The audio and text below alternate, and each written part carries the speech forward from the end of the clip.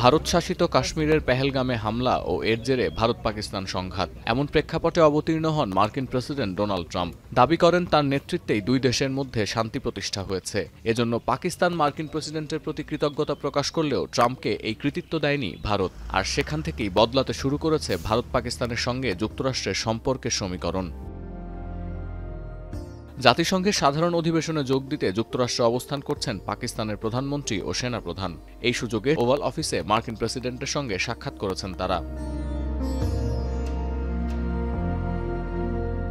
ক্ষমতা গ্রহণের পর এটাই ছিল ট্রাম্পের সঙ্গে পাকিস্তানের প্রধানমন্ত্রীর আনুষ্ঠানিক প্রথম সাক্ষাৎ। ৬ বছর আগে ক্ষমতার প্রথম মেয়াদে তৎকালীন প্রধানমন্ত্রী ইমরান খানের সঙ্গে সাক্ষাৎ করেছিলেন ট্রাম্প। বৈঠকের বিষয়ে আনুষ্ঠানিক কোনো মন্তব্য না এলেও পাকিস্তানের গণমাধ্যম ডন বলছে, আঞ্চলিক নিরাপত্তা, সন্ত্রাসবাদ দমন ও দ্বিপক্ষীয় বাণিজ্য বিষয়ে আলোচনা হয়েছে ট্রাম্প শেহবাজের মধ্যে। এ সময় সন্ত্রাসবাদ দমনে পাকিস্তানের ভূমিকা বিশ্ববাসীর সামনে উপস্থাপন করায় কৃতজ্ঞতা প্রকাশ করেছেন শেহবাজ শরীফ।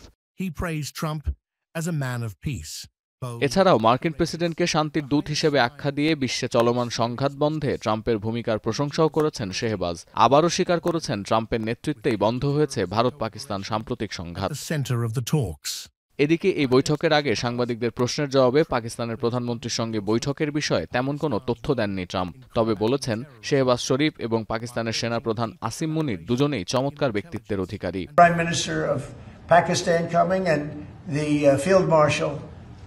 Pakistan Field Marshal is a very great guy, and so is the Prime Minister, both.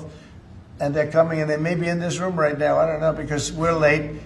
প্রায় ৩০ মিনিট দেরিতে শুরু হলেও ১ ঘণ্টা ২০ মিনিট ধরে বৈঠক করেছেন দুই সরকার প্রধান। মার্কিন প্রেসিডেন্টকে পাকিস্তান সফরের আমন্ত্রণও জানিয়েছেন প্রধানমন্ত্রী শেহবাজ শরীফ। পাশাপাশি কৃষি, প্রযুক্তি খাত, খনি ও জ্বালানি শিল্পে বিনিয়োগের জন্য মার্কিন বিনিয়োগকারীদেরও আমন্ত্রণ জানিয়েছেন পাকিস্তানে।